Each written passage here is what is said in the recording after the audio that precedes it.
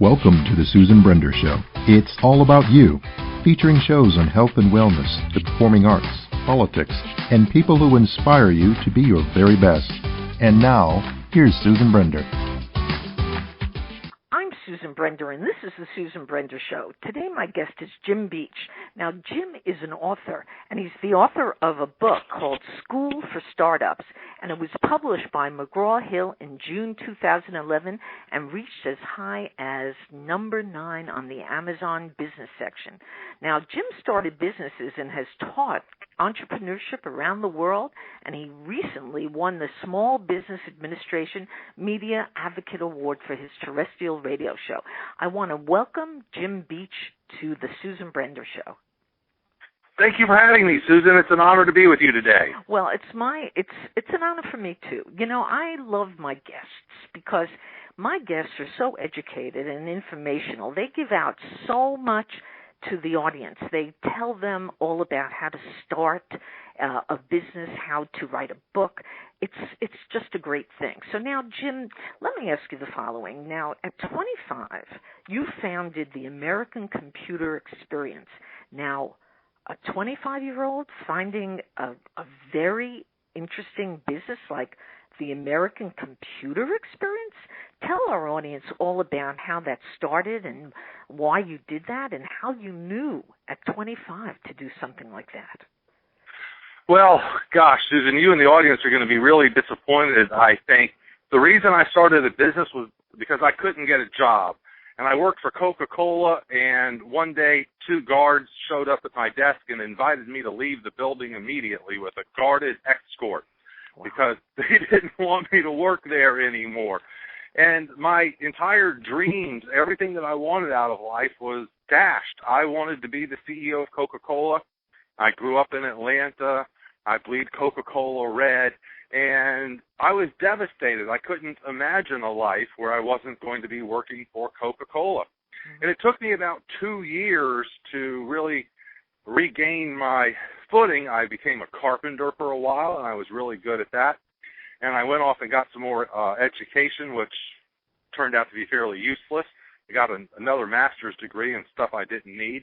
Mm-hmm. And in the end, this was 92, 93, 94, that period, it was really hard to get a job. And right. Even though I'm very well educated and had some great references and stuff, I couldn't get a job that I was interested in.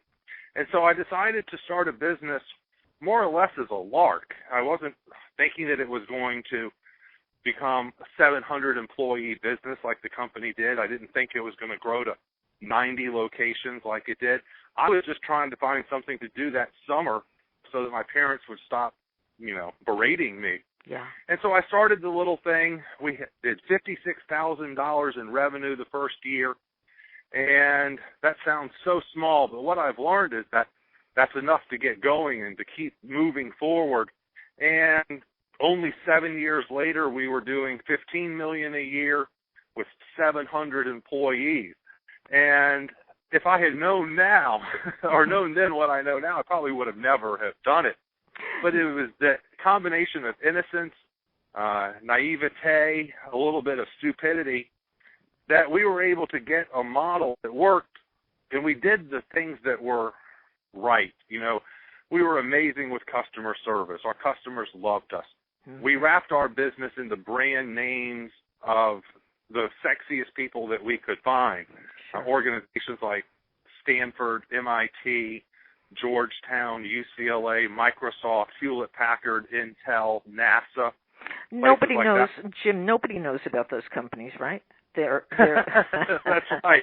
How did you, come on, let's stop. I'm going to stop you now. Okay. Again, I want to mention that this was when you were very young. Now, you must have had something that they need. It's kind of supply and demand. So sure. Is that what the situation was for companies, or rather for institutions like that? Because I don't say what I'm about to say, but really, that's an amazing story. It was. When at the time we had no idea how lucky we were, or that we were riding a utopia wave. We just didn't even know about that. But we did have something that people wanted, and we did things in a way that made our customers happy. So, we went from 56,000 to 256,000 to 1.5 million in the third year. And we had, 1,000% growth several years in a row there. And it was because everyone involved loved what we did, the way we were doing it. It was a children's education business, so we would take care of kids. And we had a lot of divisions. We did online learning, and we did things with the Boys Clubs and things with after-school programs and summer camps. Any way we could help kids, we would do it. But for a very basic question, if you were to ask a parent, say you're going to send your kid to a summer camp, and it's going to be a day camp. What time would you like that to end? Well, 99% of day camps end at 2 o'clock, 3 o'clock in the afternoon, right, when the parents are still really busy.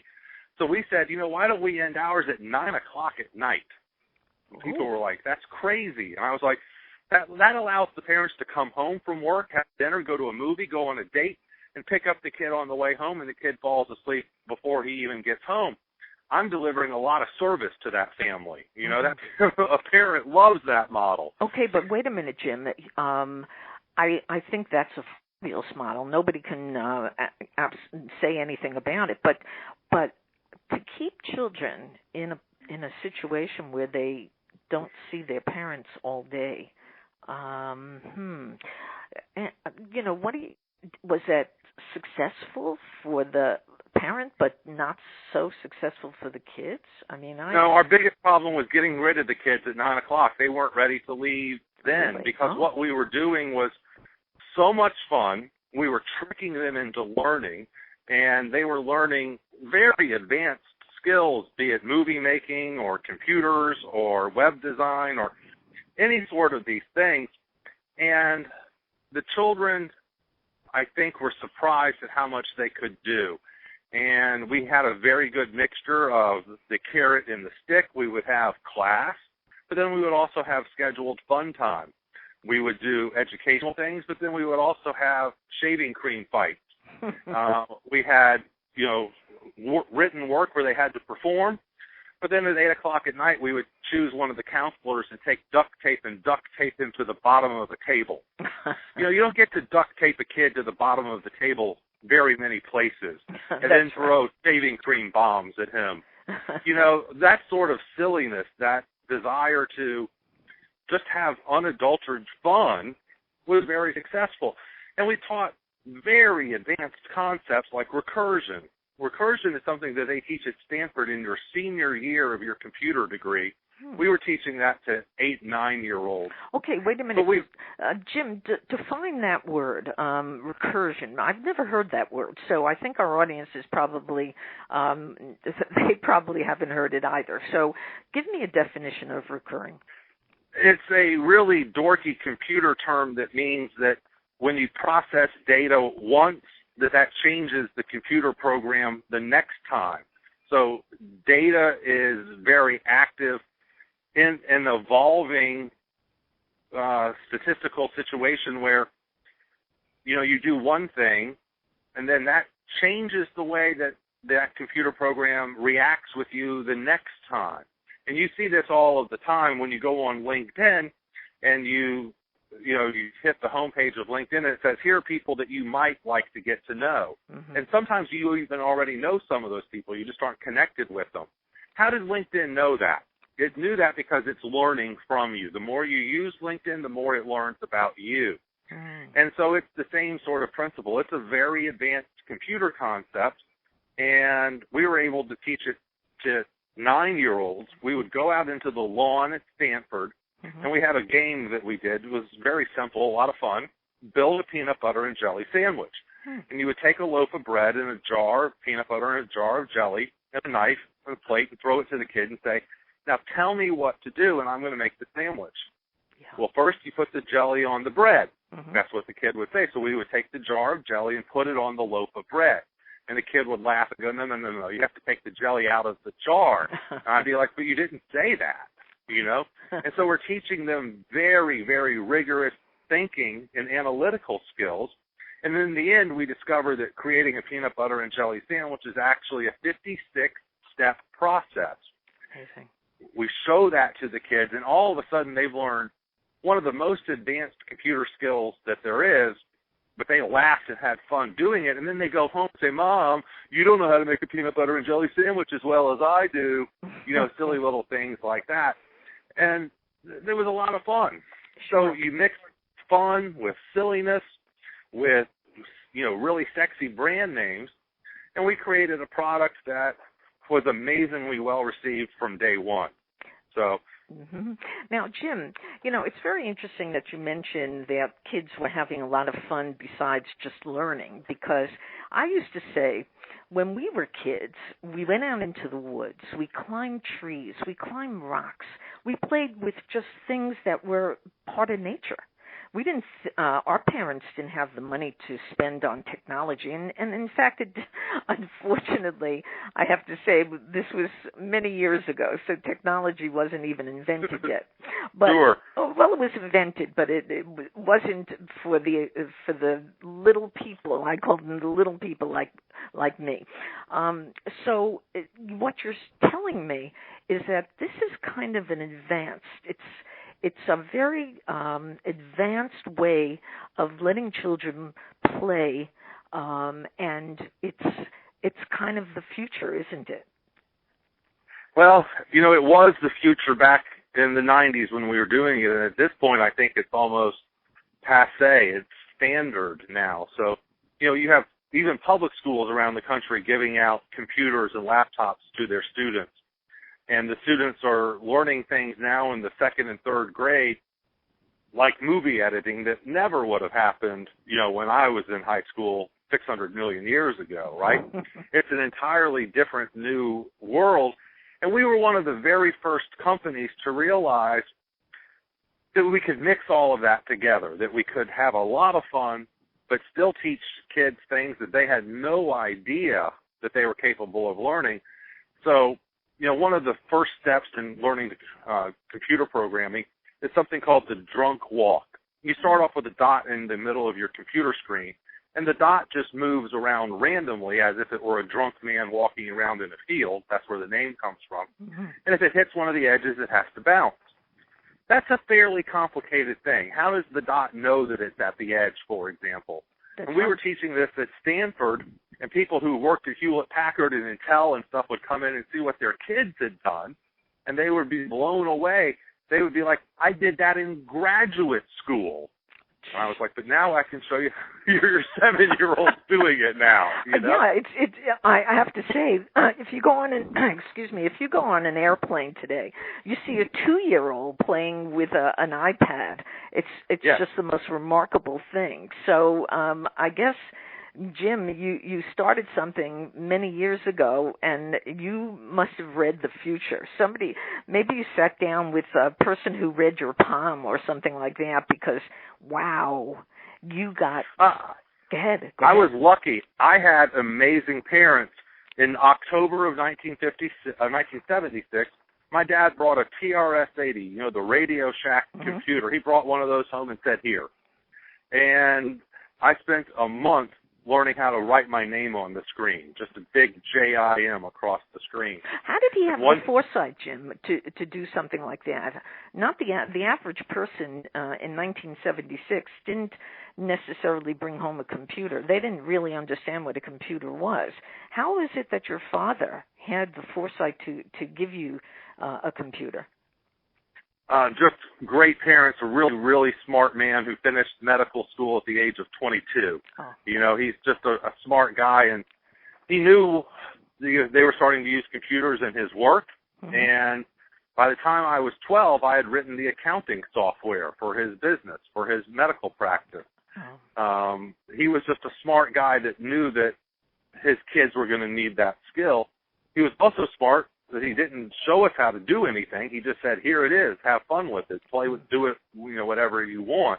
Mm-hmm. And I took those same experiences that I had as a preteen and said, the kids today, 20 years later, these kids want to do this stuff. There are many, many kids that are dying to have these computer skills, and so I know exactly what those kids are going through. But there's one more really important piece that we haven't brought up yet. Mm-hmm. I was a dork. I did not like myself. I was a loser and a shy introvert. A lot of those things are still true, though I do like myself now. But back then, I realized that what we were doing was taking kids that were inherently unhappy. They were not football players. They were not cheerleaders. They were not popular. And we were taking those kids and saying, you know what? 10 years from now, you're going to have orange hair. You're going to be going to Stanford. 20 years from now, you're going to be called boss. You know what the coolest thing in the world is? Let's hear. Smart. Smart is the coolest thing in the world. So we were taking kids that had never found their social niche before, and we were validating what they already thought about themselves. You're smart, and that's cool, and you're going to have a cool career because you are smart. Yeah. When you take that and you teach a child that, the parents quit asking how much the program cost. Our program went up 25% every year in price, and we grew at 1,000%, because I was offering something more important than skills.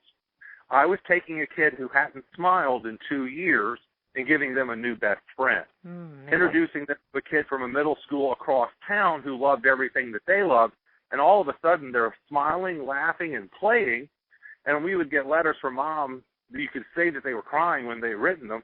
I hadn't seen my child smile in 2 years, and now my child is running and jumping and playing and couldn't be happier, all because of 1 week with you. And so what we were doing was so much more powerful than just educating them. We were taking kids and making them happy. And I don't know about you, but I have 4 kids, and they're all pretty happy. But I'd give up my car if I had an unhappy kid, and if I could sell my car and make that kid happy, I would do it. Sure. And I think most parents are the same way. So what our business was it was fundamentally more important than buying shoes or making a movie or anything like that. It was changing a kid's life forever. And parents pay through the nose for that. Yeah, I have a little story for you, Jim. I have a friend who has his son who is autistic. Now, he's on the scale of kids who are autistic. He's pretty high up, okay? And he used the computer to teach himself Japanese. And then the reason he wanted to do that is because once he learned Japanese, he would be able to actually create games. And the computer was the way in which he was able to do it. He spent all his time on the computer. And now the interesting thing is he's about 25 years old, and he's a comedian. He learned the skill. He got out of his shell, if you will, and using the computer, he kind of figured out how to tell a story or to tell a joke. And today, because of the computer, he is able to get on stage, and he's accepted by the people in the comedy community, and he is so happy. It's just a wonderful thing. So while I sometimes say that the computer is, in effect, one of the ways in which our children don't know how to just accept the fact that they live in a beautiful place, they can explore, they can be just children. The computer is not a bad thing, right? You know, I love that story. It is really heartwarming. I don't let my kids use the computer that much. I don't have any computer kids.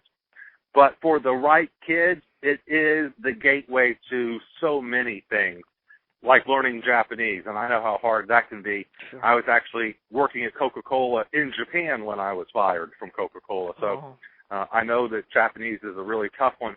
But the computer can be so many things. I hate to say it can be their friend, but it is, you know, and a lot of times that's their best friend. That's where they're the most comfortable. And hopefully they can get through those horrible teenage years and discover, hey, there's a lot of people who also like computers, and therefore I'm normal. But more importantly, I can make a really good living with the skills that I have.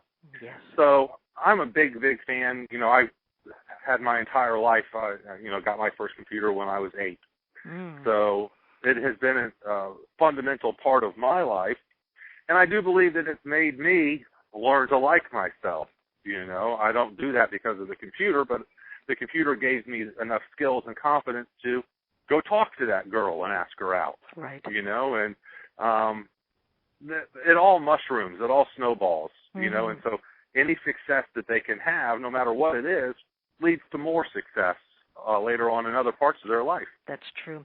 Now, when you use the word dork for yourself, I wouldn't say you're a dork. I even wouldn't say you're a geek, because listening to your passion and to listening to how you started a business, maybe you were quiet, maybe certain things were going on in your head, as they do with a lot of kids, but nevertheless, Jim Beach, if I were to define you, and I don't know you until now, I would define you as a very charismatic person who just understands how to be a great entrepreneur, which leads me to the question of entrepreneurship. So you have to define for our audience, what is an entrepreneur? Because while most of the people know it, some don't. So I'd like to know your definition of entrepreneurship. Well, I think that the man on the street definition is 100% wrong. You know, if we were to play Family Feud, Susan, and put the top 3 answers up on the board and have people guess what words define entrepreneurship, you know, I think that something about creativity would come up. You know, entrepreneurs are creative people who have creative solutions, something like that. Mm-hmm. There would be something about risk. You know, entrepreneurs take risks to start these businesses. There'd be something about passion. Entrepreneurs are passionate about what they do. And I think that all 3 of those are hugely flawed, 100% irrelevant, and actually counterproductive. I've read some surveys that say 62% of Americans would like to be an entrepreneur. That's higher than the number of Americans that would want to be a rock star, by the way. That's interesting. And only 10% of Americans are entrepreneurs. What's the difference there? Why are 52% sitting on the sofa? Well, the reason is that they hear that it's risky. I can't take that risk right now, Susan. My boys are about to go off to college, so now's not a good time for me. Or I'm not very creative, and so I don't get these lightning bolts of creativity from God, and so I'm just not creative enough. Or, you know, I'm passionate about something, but you can't make a living running. I'm passionate about running for a living, but who cares about a 50-year-old man running for a living, you know? Right. I think all of those are wrong. 93% of businesses around the world are copies of other people's businesses. Right. There's absolutely nothing wrong with starting a Me Too business. You know, there's lots of dry cleaners, lots of places that sell hamburgers, but we need more places that sell hamburgers because a lot of them are still really bad, you know? There's nothing wrong with reading a magazine and saying, wow, I just read about Susan. She's doing something really cool. I'm going to copy it and do it here in a different city. There's nothing wrong with that. And so I don't believe in creativity as part of entrepreneurship. It can be a piece, but it's not required. I hate risk. I did get about $8 million in personal debt at one time, and I now think risk is a bad thing. I don't like risk. Okay. You know, once I recovered from that, I swore I would never start a business with a bunch of money again. I don't start a business now with more than $500. Interesting. And that's the amount that I can afford to risk. And so I do everything I can to reduce risk. And one thing I've learned is that serial entrepreneurs, people who do this again and again and again, almost never take risks when they start a business. They're adverse to it. And I am passionate about my family. I have these 4 wonderful kids. I got me a beautiful wife. We have a nice pool. I am passionate about the family, and I don't understand someone that's passionate about selling purses.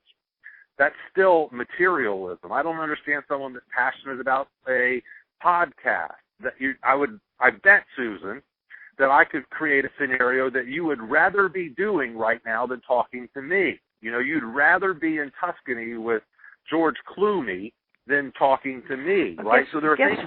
Guess what? No. What? I would still prefer to talk to you.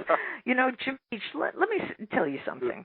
You know, I used to say that there are a lot of George Clooney's out there who make millions and millions of dollars.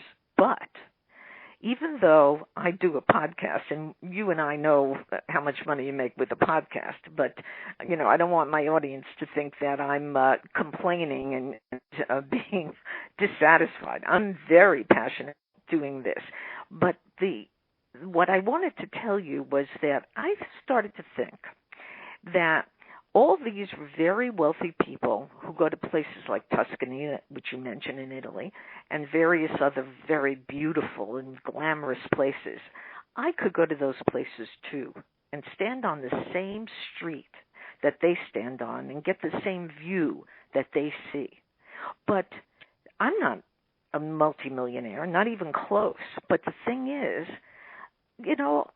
being rich is a wonderful thing, but if you love what you do, that's the most important thing. Don't you agree? Sort of. Let me take that a step further. So I do enjoy being on the radio and talking to people and sharing this message. But there are things that I would rather do. I would rather be with my kids all weekend, like I'm going to do tomorrow, than work, right? So I am passionate about the freedom that being an entrepreneur brings me. I am passionate about the process, the lifestyle. I drive carpool twice in the morning and once in the afternoon every day. The only reason I can do that is because I'm an entrepreneur. If I were a doctor or a lawyer or a baker or anything, a fireman, I couldn't have that freedom. Mm-hmm. So what I like to tell people is the passion for the lifestyle can be enough. I am willing to buy and sell things that I don't like. I have businesses that I really don't care about. Mm-hmm. But, Susan, doing those businesses gives me more free time to go to Disney with my kids, which I am extremely passionate about. Mm-hmm. And so I suggest that passion, let's just redefine it. Let's keep our passion, mm-hmm. but realize that our passion should not be the work that we do in life, but the non-work that we do. Mm-hmm. I love woodworking. I'm really bad at it. I built a stool. I sat on the stool collapsed. Okay, that's a true story. I can't make a living doing what I am passionate about. But I make a really good living doing things that I like. Right. I'm not passionate, but I like them. And that gives me more time to go to woodworking school a week or two a year and take my kids to Disney more. So I am very passionate about my lifestyle, the freedom, the flexibility that I have, the fact that if I want to make more money, I work harder. That's really cool and exciting to me.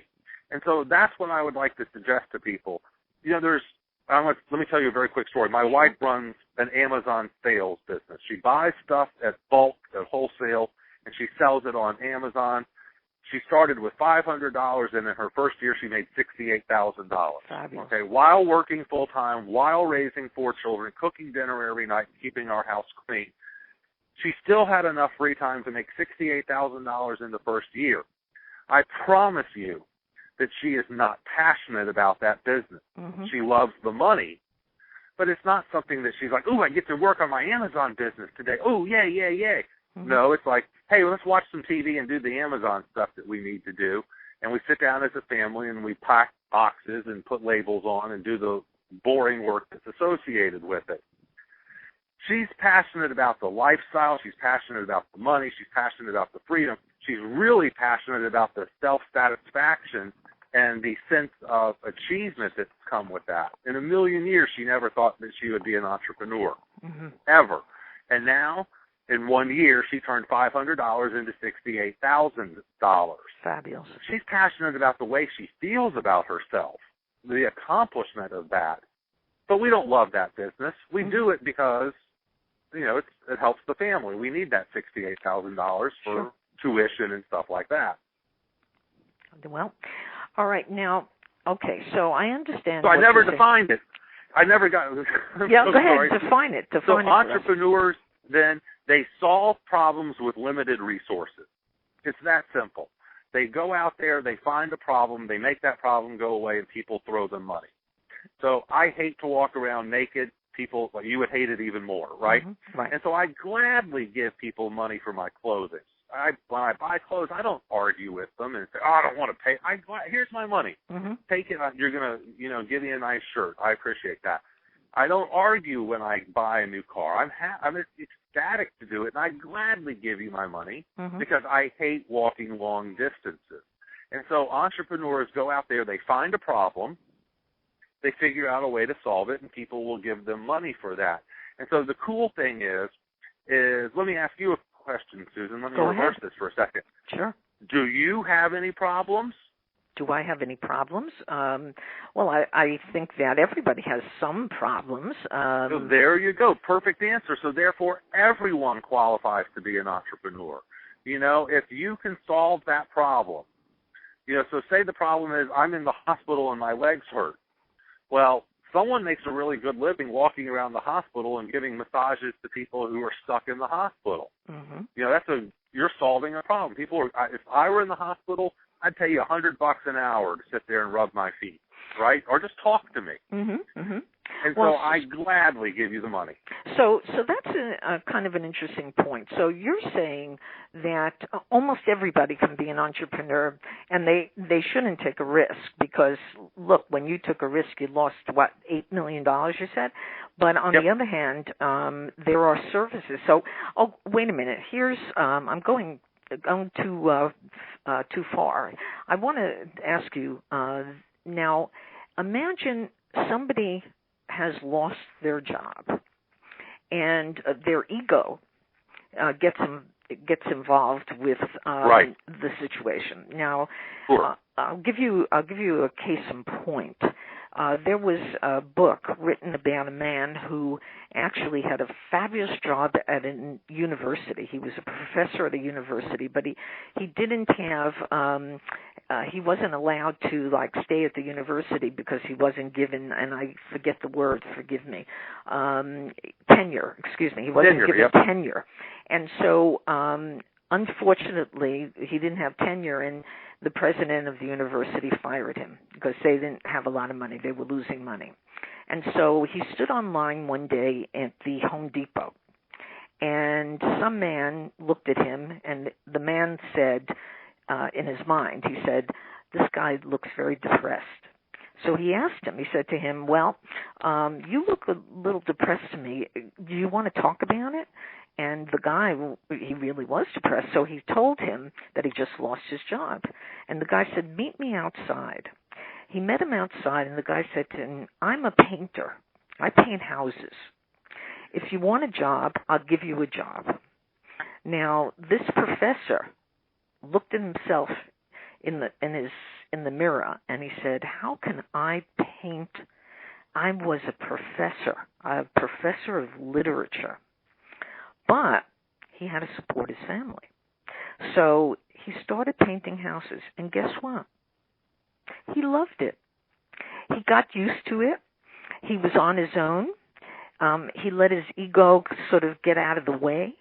And I don't know what he's doing now, but of course this was a story on television, and they made a book out of it. But you see, people, if they let their ego go, they can almost do anything, don't you think? Yeah, I totally agree with that. I was $8 million in debt, and so I lost all of my ego then. I've also been divorced, Susan, and you don't survive a divorce with any ego left whatsoever. There's people being paid $600 to tell you what a horrible person you are. $600 an hour. So, yeah, I agree with you. Ego is something that hopefully we can lose after high school, maybe, and move on and acknowledge that, when you walk into a room, people probably are not talking about you. They're not making fun of you. They probably haven't even noticed you, Right. And so this belief that something is too good for me or I'm above being a painter, that's ridiculous. When I was a carpenter, in my early 20s before I started the business, I was a carpenter. I had 3 master's degrees. I was probably the only carpenter in Atlanta with 3 masters. But, I still did it because, as you said, I had to make a living and support myself, and I couldn't get a job any better than being a carpenter. I even tried for a bartending job and couldn't get that, right? Right. But, ego is not necessarily a good thing. I think confidence is a great thing. I think there's a huge difference there. Let's make a dating analogy. Would you want to date someone incredibly egotistical? No, no one wants that. Would you like to date a really, really confident man or woman? Yeah, that sounds really nice, And so I don't like ego, but I love confidence. And that's one of the things we were doing, with the company we were talking about a minute ago. We were teaching these kids to be smart, that they were cool, that being smart is cool. We were instilling that confidence in them that they needed. Mm-hmm. And so I agree with you. Ego is bad, but I do like a good, confident man or woman who stands up and says, I can do that. I have the skill set to do that. They don't brag about it, but they simply say, that's something I can do. It's a wonderful thing, I think that's very, very appealing. Yes. Well, we're running out of time, and Jim Beach, we have to do another show because you are a man that is full of information and education, and I think our audience would love to hear more of your story. And so at this point, tell us how the audience can get in touch with you, what you have available in terms of books, whatever.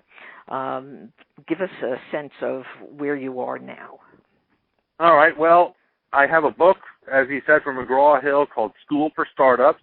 And it, after I sold that business, I started 12 businesses in 12 semesters, all of them on a bet. And it's about the businesses that I started and the rules that I developed from that.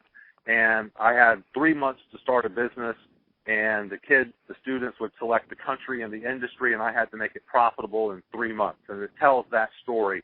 So it's a great book for anyone who wants to be a low-risk entrepreneur. I also do a radio show every day, which you can find at schoolforstartupsradio.com. It's on 12 AmFm stations around the country. And I accept all invitations on LinkedIn. So if you reach out to me on LinkedIn, Jim Beach, I will gladly accept. And I tweet all the time at Entrepreneur Jim, at Entrepreneur Jim. Well, my guest today has been Jim Beach, who is an inspiration to many people. In fact, I'd say even more than that, but we're going to interview him again if he's free and available. So, Jim Beach, thank you so much for being on the Susan Brender Show. It really has been a privilege. Thank you, Susan. I've had fun talking to you. Thanks a lot. Thank you. Thank you for listening to the Susan Brender Show. To be a guest, email sebrender@yahoo.com.